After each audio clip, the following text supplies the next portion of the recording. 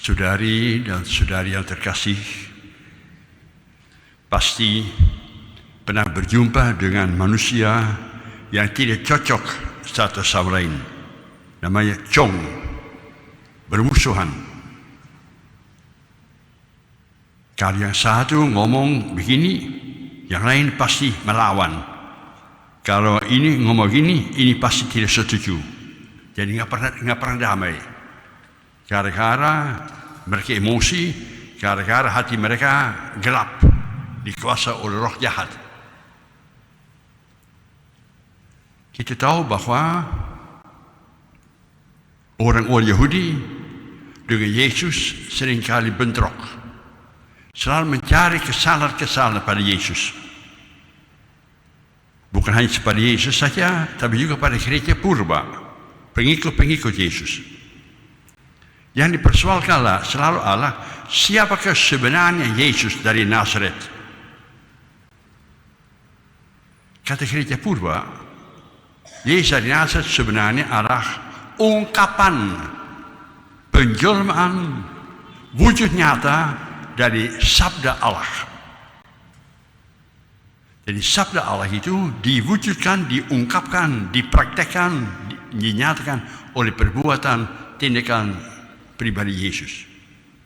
Kata orang-orang sinagoga, orang-orang Yahudi, tidak.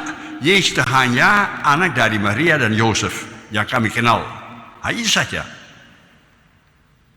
Jadi selalu ada beda pendapat, beda tanggapan.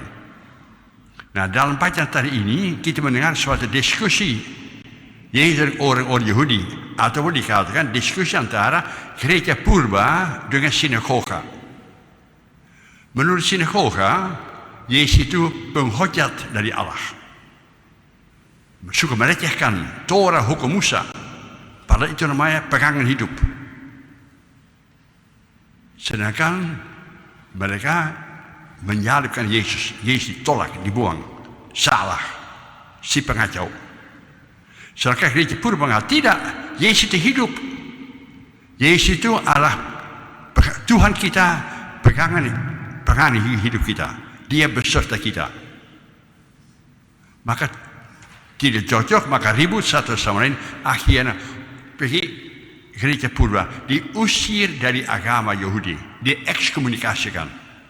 Kalian tidak lagi boleh menyebut dirinya pengikut dari hukum Musa, anak dari Allah, kalian diusir. Maka dari gereja purba berkembang sendiri, agama Yahudi sendiri-sendiri. Gara-gara mereka tidak mau percaya bahwa Yesus itu ada sebelum Abraham. Artinya apa? Yesus adalah sebelum Abraham. Yesus itu adalah sabda Allah. Dan sabda Allah itu ada pada awal mula dunia. Allah itu bersabda. Terjadilah ciptaannya.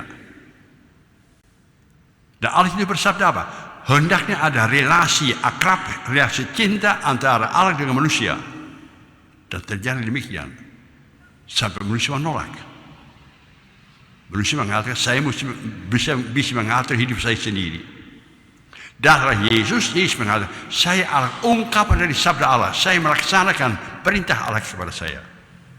Seperti semula saya hadir pada penciptaan dunia, sekarang saya menyatakan secara manusiawi.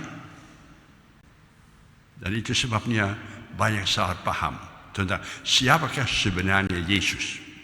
Pertanyaan itu juga dilontarkan kepada kita, siapakah sebenarnya Yesus bagimu? Mestinya kita mengatakan, bagi saya, Yesus adalah Tuhan yang mengatur hidup saya, yang mengungkapkan kasih Allah, cinta Allah, sabda Allah kepada saya. Itu menjadi pedoman hidup saya. Maka kita mengikuti Yesus. Kita percaya bahwa Yesus itu hidup, bahwa Yesus itu menyertai membantu kita sekalian. Maka semua kita menjadi pengikut Yesus yang setia. Dialah jaminan hidup abadi. Sabda itu, Allah itu adalah kekal abadi. Demikian juga Yesus, demikian juga janji kepada kita, kau tidak akan mati jika engkau pegang percaya pada Tuhan Yesus. Kehidupan abadi dijanjikan pada kita. Semua kita jangan berontak, semua kita percaya Tuhan Yesus adalah Tuhan kita, Allah beserta kita. Semoga demikian.